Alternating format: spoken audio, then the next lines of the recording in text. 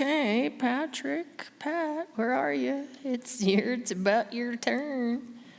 I didn't even get to meet you yet, so welcome. Yeah, you can put that there, and that's yours. Did you get introduced to that yet? Okay, so Patrick is the avalanche and geohazard specialist with the Alaska Department of Transportation and Public Facilities in Juneau. He has a decade of experience in avalanche forecasting and emergency response. He has a master's in Geospatial Sciences, and has been an instructor with our favorite, the Alaska Avalanche School. Many, many friends up there. He's also been a volunteer with Juneau Mountain Rescue and is a founding member of the Coastal Alaska Avalanche Center. Bravo.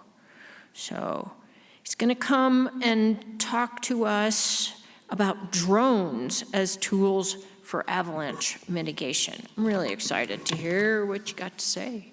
There you go, have at it. Welcome.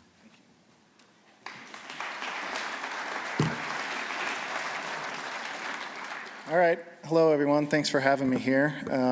I, unlike Mark, do have a budget, so I'm going to talk to you about some tools that we're using because we don't have racks everywhere.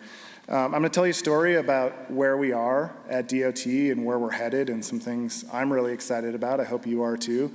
We've been spending a lot of time and effort developing our drone program for our avalanche program as well as other aspects of DOT, but I'll talk to you a little bit about our avalanche program and some search and rescue responses that we've used drones on, and hope you're excited about it. All right. So I'm a little farther north than Mark, but Alaska's a big state. Alaska DOT manages 237 airports, 9 ferries that cover 35 coastal communities, 3,500 miles of ferry system routes. We have 5,000 miles of public highway and a bunch of public facilities, so we have a really vast area. We have hundreds of miles of avalanche paths that cross public transportation, and we have limited options for mitigation. We don't have racks everywhere. In the video, you're seeing some helicopter-based mitigation we were doing in Juneau in March of 2021. And we don't often have the weather to do active mitigation during storm cycles. So when the weather finally does clear, we're going out there, and sometimes, such as this video, we're triggering avalanches that are a little bigger than we would like to do. The road is closed at this point, but we do have the only transmission line for the hydroelectric facility through this corridor as well. So if we can avoid having large destructive avalanches, that's what we try to do. And this started a lot of conversations years ago. We started using drones a little bit before this, but can we utilize drones to help make better informed decisions? Can we learn more about the snowpack through mapping efforts? What can we do to augment the tools that we have or what we don't have? So a couple years back, we hired a consultant to help DOT plan the next few years. We have howitzers around the state, but as many know in this room, howitzers are eventually going away. So we wanted to figure out what's next. There we go. We hired Dave Hammer and Associates to give us an idea of what our avalanche hazard was along the highway, and categorize where we can focus our efforts going forward and spending money to install racks, where our highest hazard areas are, and where we need to focus those efforts. And they made recommendations for all of the rack systems out there, including drone-based mitigation, and that's really what we're going to focus on here. So we have 4 avalanche programs across the state with 4 to 6 employees, so we don't have anywhere near the personnel that the mine does. But we cover a lot of different areas. We stretch all the way from the northern part of the state all the way to the southeast, so many different snow climates. We have programs here in northern region, central region, and then where I'm based in South Coast. Talk a little bit about what each program has done and what they've done with drones. Here in northern region, we have the Richardson Highway, which you may know is Thompson Pass, and the Dalton Highway, which is up in Adigan Pass. I like to show this photo because, we need to use all the tools out there. We have howitzers, we have snow machines, and we're skiing, we're doing everything like you all are, but along many different miles of highway. Thompson Pass has 60 miles of highway that have 41 paths that can affect the highway. And I like showing this photo of a historic avalanche that occurred there last winter that otherwise we probably wouldn't have the information we have on it of how it occurred or where it occurred, because we used drones to go out and investigate, map, measure crown heights, all stuff that we would have had to been on the ground for before. So really excited about that. It all kind of started 8-10 years ago up in Adigan Pass. Our specialist up there started asking questions about how we can use drones to map snow distribution in different paths. Really up there, wind is the main factor in avalanche hazard to the highway. And so Gordon started looking into what he could do with drones. We used, if there's any pilots in the room, we were using a Phantom 4. And we learned a lot of things pretty quickly. One of the biggest things we learned is if you go back to the map and look at where Adigan Pass is, it's up in the Brooks Range, from the northernmost part of Alaska. And there isn't good GPS coverage there, right? So we were actually picking up equatorial satellites because you're so far north, and the drones were flying into the mountain. Not a problem we anticipated, but something we had to deal with, right? When I get a phone call and you're like, well, we lost a drone, and the elevation of the drone said it was several hundred feet over the mountainside, but because of GPS correction, it actually was picking up equatorial satellites and causing issues. So you think about drones as out-of-the-box solution, but there's a lot more to it in figuring out how they're gonna work, how you're gonna use them operationally. And when we first started doing this years ago, to do photogrammetry, to go out there and fly this drone and then have a usable product took time. It wasn't something that we could use operationally, but we've come a long way in those years. Switching back to where we just were in Valdez there in Thompson Pass, last winter our specialist was making measurements of crown height, crown distance, and mapping extents of it. That's not something we could do 2 years ago. So really excited about that. Central region, we manage the Seward Highway, which you might know as Turnagain Pass, and then Hatcher Pass. Years ago, they started flying drones as they were doing their howitzer missions just to document where the shots were. And we could ground truth them with the drones with the laser rangefinder and figure out where our shot placement was, and then map any occurrence that occurred from our mitigation missions. Last year, we had a big storm cycle on Hatcher's Pass, and the highway was closed for a while. And I was up there assisting, and I was just simply flying and using the laser rangefinder to document runouts of these paths where we're expecting another big storm, and a lot of it might have been obscured. So we're mapping which paths ran and which ones didn't. Not something we would have thought of a few years ago, but super useful in an operational setting. Fast forward or rewind a couple years in Hatcher Pass, a very similar storm cycle where it crossed the road several times. Because we had the weather in this case to go up there, we were looking at overhead hazard to our potential cleanup efforts, and if we had to do any mitigation to go up there and start work clearing debris. We used drones to just visually show the foreman of what the issues were, take pictures, but then we also flew LiDAR and photogrammetry to calculate debris volumes. That was used to make decisions about how many pieces of equipment do we need to clear debris off the highway? How long is this gonna take before we can open this back up? Without that, we would have traditionally, just started work and then revised our estimates as it goes, but truly a useful tool. Moving down to where I'm based in Juneau, South Coast region, we have Thane Road in Juneau and the Klondike Highway in White Pass, both of which similar snow environments to what Mark was just talking about. We get lots of snow, we get rain to ridgetop, strong winds, and we get large avalanches, right? And we have on the Klondike Highway, we have 7 miles of highway with 24 avalanche paths. In Thane Road and Egan Drive, we have 7 miles of highway with 35 avalanche paths. So not as vast areas, but a lot of paths, very steep terrain, and a lot of snowfall. Juneau has a long history of avalanches reaching urban areas, utility infrastructure, transportation corridors. In the 60s, an avalanche off Mount Juneau on the Barrens Avalanche Path reached homes.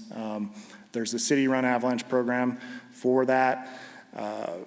In 2008, there was a large avalanche south of Juneau that destroyed the hydroelectric transmission line. Electric rates went up 300% overnight for the town of Juneau. So really important that we have programs that are effective in our mitigation efforts. So what can we use drones for? Well, I don't have a rack system and I don't have a howitzer anymore, so we're just strictly relying on helicopter mitigation, so I have preventative road closures. Wasn't real popular, but you know, when you can show videos, hopefully this plays, just a second here. When avalanches occur overnight, when the highway's closed, it helps inform the public, right? So I have infrasound installed here now, so we do know when avalanches are occurring, but it's the middle of a storm cycle, we're not able to do mitigation.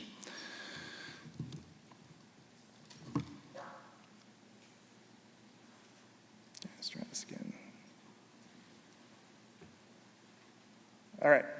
So our objectives of what we wanted to use drones for, we wanted to make better data-driven decisions. You know, how can we use our resources to the best ability when we need to do mitigation because it's expensive. We want to reduce those costs, increase the worker safety for our personnel that are out there working in avalanche zones or the traveling public that are using our highways.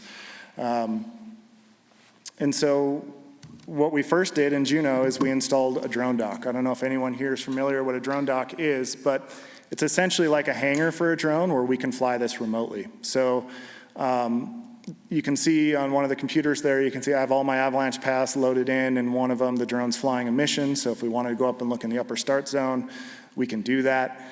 This is all done remotely. I don't need to be on site. I can fly this from anywhere in the state or anywhere in the country. And we have airspace authorizations to do that. This is one of the first DJI docks to do that, so we were pretty excited about that. We had the opportunity to use it. When we were informed or we did have indications that naturals were occurring, we could fly this drone immediately and see what was happening, see if we had impacts to the roadway, or see if we had crowns that we can identify. This was a really great tool for situational awareness. And then we're also using it to fly automated missions. If we wanted to go figure out what kind of snow distribution changes there were following a storm, we can program that in, and this can fly day or night. Obviously, we're not going to get as good of photos from mapping at night, but we can fly with thermal and other camera payloads at night if we need it. Just to see what, I have a couple videos in here of like what we're doing. This is a springtime flight where we're just out looking at conditions, right? Where we have some wet snow issues that we're dealing with. This is all south-facing slopes. But with drones, you know, we don't have to go up there on foot. We can look around. We have zoom capability to see all aspects of our upper start zones here. This is something that previously we either have to be on foot or charter a helicopter to go do. This video is from early April, when we had first installed it that year. You can see it come in. The drone dock opens up and it lands. It takes about 30, 35 minutes for it to recharge, and you can be back up in the air. So pretty cool. I get to talk about this a lot, so maybe sometimes I don't get as excited about it as I should be, but this is super cool, right? Like, this isn't something that we were even thinking about a few years ago. That being said, we talked about how long it took to get everything. For really to be an operational tool for a forecaster, we had to develop a workflow. If you just go out and take photos and it lives on somebody's computer, you know, you're not really getting anything out of it. One person might see it, but how do we share this info? And that created, I'm not going to get into all the details, that created a whole set of problems where we're generating massive amounts of data, 20 terabytes a year. Like, that's not something you can just manage. So we created a whole workflow, so when the drone goes out and flies, everything's automated in the background, and we can have that information onto an iPad, onto your phone, for anyone to see, to make decisions pretty quickly. I'm not saying it's instant, but we can do this now in a few hours, which took days, weeks before. But that didn't solve all the problems. We still keep asking, how can we do mitigation? How can we place explosives on steep slopes without putting people there? We don't always have the weather for helicopters. Any kind of aviation's inherently risky, and hand charging is as well. So what do? A couple years back, we started using a platform called Montes. It's made by Drone Amplified. It is a purpose-built aircraft that is American-made, NDAA compliant, and is on the blue list. If there's any pilots in the room, you know what all those mean. But basically it means that it's approved for US government operations. And we wanted to fly the explosives that we're already using. We didn't want to have to buy or design a new product. So here we're using just typical cast boosters. And we needed a bunch of safety in there. We know that if we're going to fly hazmat explosives on a drone, we're going to have to go through, there's going to be a lot of paperwork. And we're going to have to show folks that we can do this in a safe way, that we can't lose an explosive off the drone. We can't drop it in an area that we don't want to drop it. So I'll get into all that. And I'm going to show a video here quick of that project. I think I have to start it. Yeah.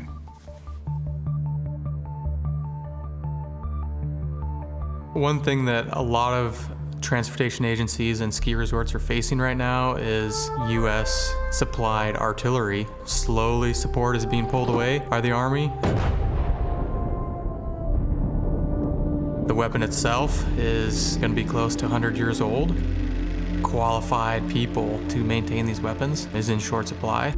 So we're really starting to look for technology that is currently out there and technology that is emerging. And one of these emerging technologies that we're pursuing is UAS mitigation. But yeah, a lot of lessons learned, range testing, power. Ryan Marlowe, the state DOT UAS program coordinator, worked with myself and some others to really bench test this. The process is very simple. You can see this mechanism and we went into contract with this company, Drone Amplified. We really chose Drone Amplified because of their Ignis fire management system, where they've got permissions from the FAA to fly and deploy hazardous material through firefighting work. They built us out a phase 1 test, the first Montes. it's a dual system, so it's got a latching spring and then there's the quick release. So all you have to do is shove it in and it's keyed. So right now this is considered a nose mount. So the camera slides here. This year we've had 71 avalanche impacts and multiple days of avalanche closures to public highways. We are the first ones in North America to drop explosives by a drone for avalanche work.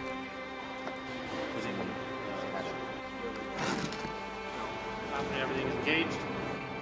Takes a pretty good hit. Yeah. And then there was tight spots, so it wasn't coming forward with the speed it needed. It was You see how those are drilled? Yeah. With our partner, the Alaska Railroad, we team with them on mitigation missions and closures.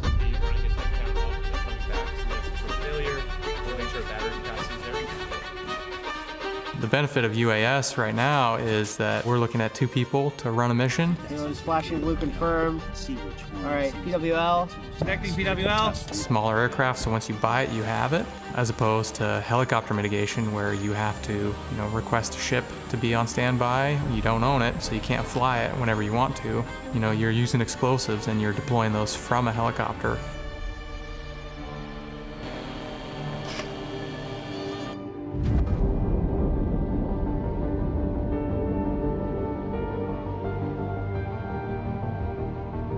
Think about it, you're putting explosives on drones, and the mobility of that is something that people don't necessarily understand.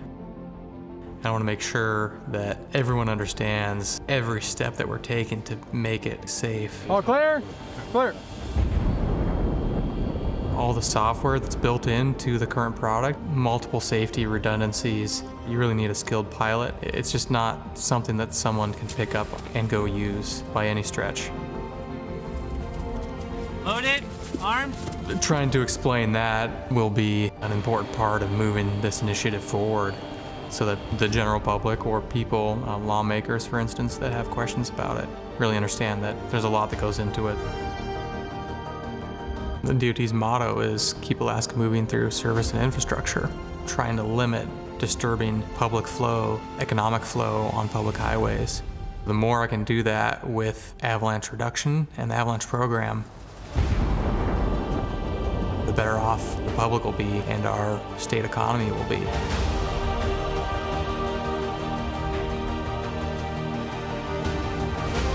You know, UAS mitigation is a tool within the toolbox that will help decrease the time of preventative closures.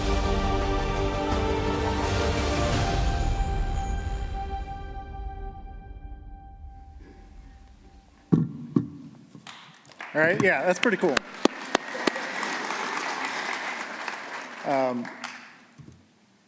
Like I was saying, like I get to use this operationally. I still think it's cool, but I mean, how cool is that? That was years in the making, but super excited about it. It doesn't come without paperwork. We talked a little bit about paperwork, and I would be remiss if I didn't talk about paperwork. But in general, unless authorized by the FAA, you can't fly dangerous goods on an aircraft, on a drone. So and I don't expect you all to remember exactly how this all goes, but what I hope you get out of it is that everything that we're doing in Alaska, we're working to make exemptions and make a path forward so private industry, ski areas, others can do what we're doing. Right now, we're operating as a public aircraft operation, which allows us to do certain things with COAs and waivers that otherwise aren't permissible. But we're working through that process with the FAA to try and have it be useful to others outside of DOT, right? We're not going to go down this role as an organization just to have it as something that just we can use. But just as an example, this is what we had to have in our files with the FAA to be able to even do this. So we have standard operating procedures, we have COA, which is a certificate of authorization to fly long distances beyond visual line of sight. We've got different special governmental waivers. In the end, it was a lot of paperwork. I'm really lucky to have somebody that really likes to do paperwork to take care of it for me so that I can get out there and fly. But it wasn't something that we just took lightly. So let's talk a little bit more about Montes, how it works. We're basically following a four-step process similar to everything else where we're setting up, we're planning for the operation, we're setting up areas where unless the drone enters a certain area, we're calling it a geofence that we've pre-planned for, we're not allowed to drop the explosives. The computer and all the safety systems on board will not allow that charge to leave the aircraft. We can exclude areas if we know there are certain things that we absolutely never want an explosive to be deployed. We can set that in there, such as directly over the road or other critical infrastructure. And that helps us plan for our shot placements ahead of time. We also built in fail-safes where we don't ever want this drone to return with a live explosive, right? So we've set up areas ahead of time that should something happen, we can go back and land in a safe area, wait a while, and then go check out what happened. This is all built into the controller. So we have developed, in partnership with Drone Amplified, all of the safety features in there, return to home procedures, emergency procedures, terrain awareness, terrain following, all the things that makes it possible to fly in the mountains with a drone. This didn't happen overnight. This took a few years, although I feel like we've got a lot of excellent people working with this on us to do it pretty quickly. We first flew inert payloads back in 2023. By February 2024, we had started doing some initial work with the Avalanche rounds. We did some redesigns last winter. In the video, you saw some of that, and then we've moved on to the next version already, which will be available this winter. So a lot of integrations working with CIL and the other companies on how we can best use the explosives that we have already in our cache. So it's a dual drop system. We can fly either 5 or 10 pound charges or one single 10 pound charge. It allows the pilot to make the decision of where we're gonna drop. We can drop as close to simultaneously as we would like to be, and we can also do it along a flight path, so we can pick and choose where we want to go. This was not designed to replace a rack systems by any means. Was designed with the idea that this gives us the ability to do charges where maybe we don't have a rack installed, or for me, I can go during a shorter weather window where I'm not having to charter a helicopter for an entire day. I can go do mitigation in one specific path, or I can hit different areas that are just hard to reach with the helicopter. We are using it operationally. Last winter, we did 14 live fire missions across the state. Definitely not using it. We haven't used it to its fullest potential yet, only because we have to have the weather to do it, right, and the snowpack. So really looking forward to this winter, using it a lot more. Last year we used it in Thompson Pass, Seward Highway, and the Klondike Highway. So it's a really great tool. I'm really excited about it, and I know that there's a lot of other people that are excited about it as well. Moving on just a little bit, but it's still part of this whole crowd here, is how we're using it in search and rescue. This summer, we started testing with a handheld Reco R9. So we're looking at, we came at it for how can we find explosives if we did have a misfire, or how can we find people that are out there in the wilderness, and how can we use drones to do it. So really excited about that. Howie told me to say, if you want to know more about it, go out and talk to him. It's a need-to-know basis. And we're figuring out how we can use all of these tools that are out there, but make them more efficient and make it useful to save lives. If you know, search and rescue, we're often tasked with, going out in the worst conditions. Not everything's on a nice day like in the photos, but vast environments and steep terrain areas that take a lot of time to search. We're also working alongside commercial aviation. In the top right photo there, you can see the U.S. Coast Guard. We're working with military assets in Alaska for many search and rescue operations. And as a drone pilot, we're working inside the National Airspace System. So we have to operate in conjunction with crewed aviation.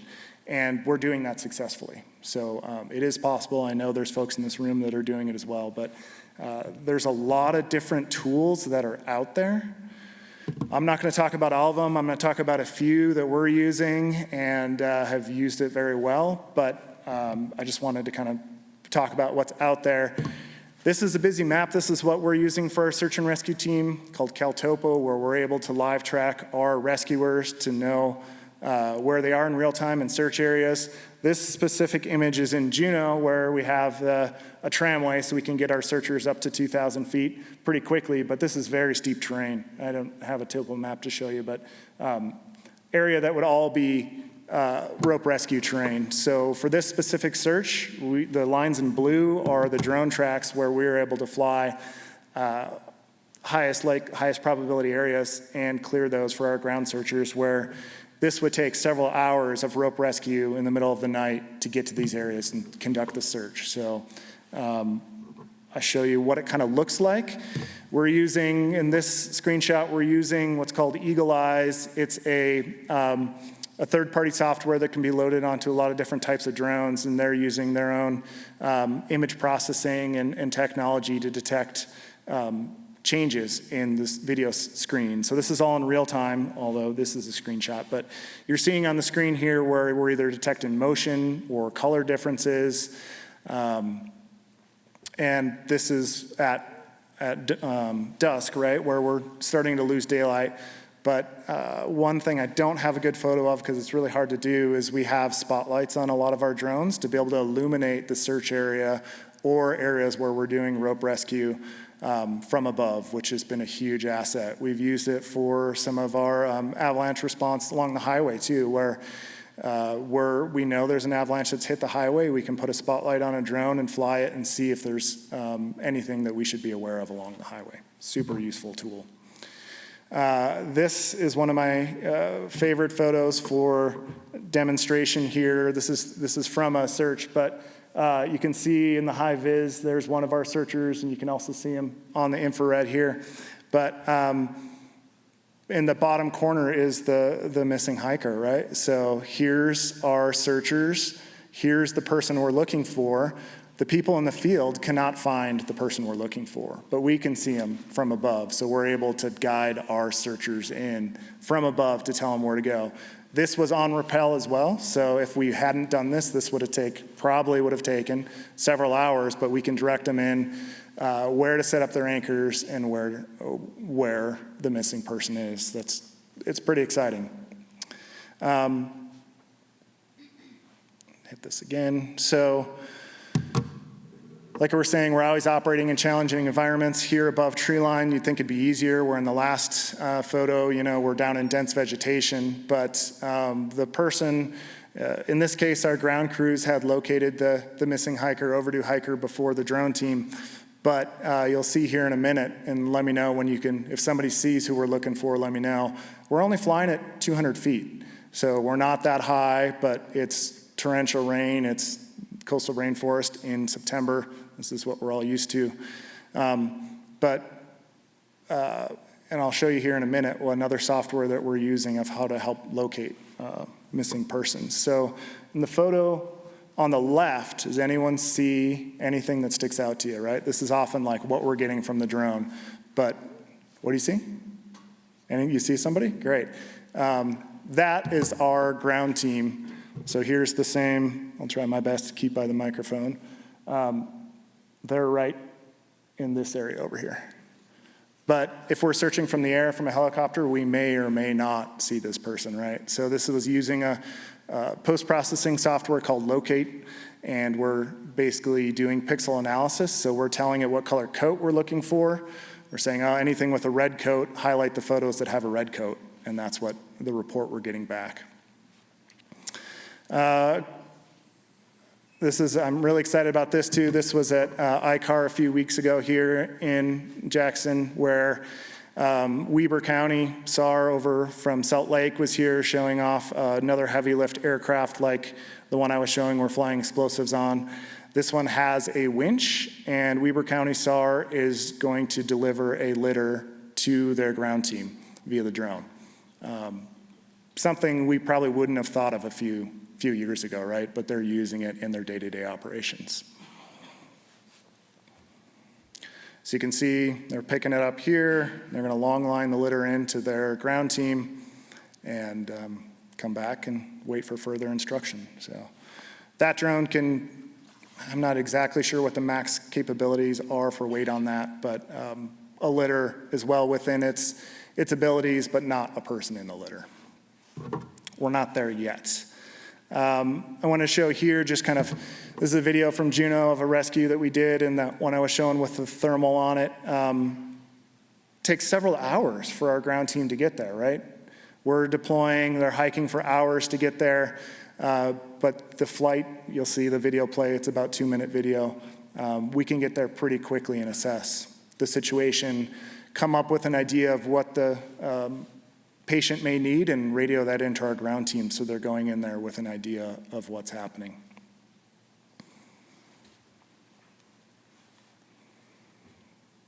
Looks like the other video paused for some reason, but that's all right.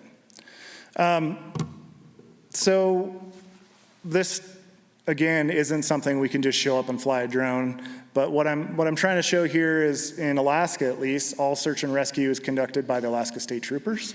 So another state entity, and DOT is one of those state entities they're partnering with, and also our volunteer mountain rescue teams, where pilots with a Part 107 can go out and get their training. Any search and rescue team can do that. They just have to apply for special waivers. Well, what I'm showing you here is when we're doing it in conjunction with the authorities that are running search and rescue operations, it allows us to be flexible in our beyond visual line of sight. And that really, for any drone pilots in here, that's what's the main goal, is to be able to fly the drone farther with proper safety protocols in place, but to be able to go places we couldn't otherwise get. Sometimes that means a TFR, which is a temporary flight restriction to close the airspace to other crewed aviation. And that's all I have.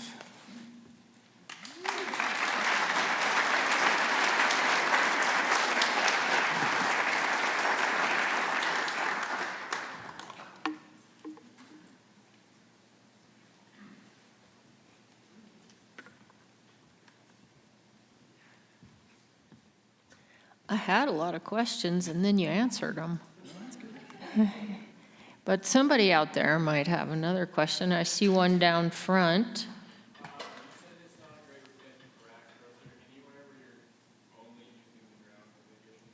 Let's repeat the question. Yeah, so the question was, I stated it's not a replacement for racks. It wasn't designed to be a replacement for racks, to be a tool that we could use in conjunction with racks. We are using it, where we're using it right now in Alaska, we don't have any racks. So we're only using it in places we don't have racks. Mark can probably speak better about racks and where, there could be some potential implications of using the drone for it and how he would integrate it into his program. But yeah, I don't have racks, so we're using it in combination of hand charging, helicopter mitigation, and eventually racks in some places. But we're also using it alongside the howitzer, where it takes a lot of personnel to do an entire howitzer mission, where we can do this, as we were saying, with 2 people.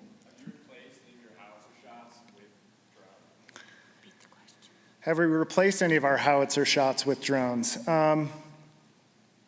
Not yet. We're still using howitzers across the state. I'll say, though, in Juneau, we don't have the howitzer. That was traditionally where we're doing it. So in a sense, we're looking to replace those shots with the drone. That being said, the drone still has some limitations on flyable weather. We cannot fly in IFR conditions yet, so we still have to have visual flight rules to fly. So it's not a tool all the time. It's another tool in the toolbox to use.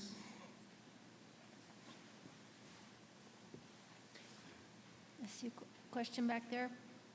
Hang on, you know what we have? Where's the thing? Where's the box? I'll help her out.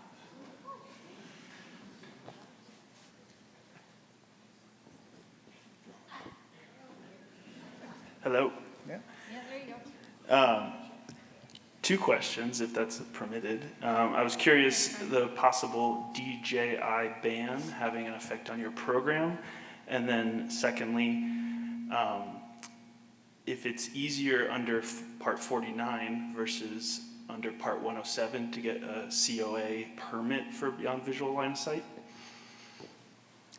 Yeah, so your first question about what's coming next, I honestly don't know where we're going to go from here as far as what's going to be allowed, what's not going to be allowed. But as a practitioner, I want to use whatever I can to get the job done and not be limited on what we can do. But working for state government, right, like we will have potentially some impacts. What those are yet, I don't honestly know. We'll see what happens. But we're using all different types of platforms as we can. Your second part, come find me after. We can talk more about the specifics of the different approvals, but there's a lot of different ways out there, and it kind of depends where you're coming from of what might be the best path forward. Thank you. I'm going to send any further questions out in, wait, Mark's got a question. I gotta let this guy talk. Repeat his question.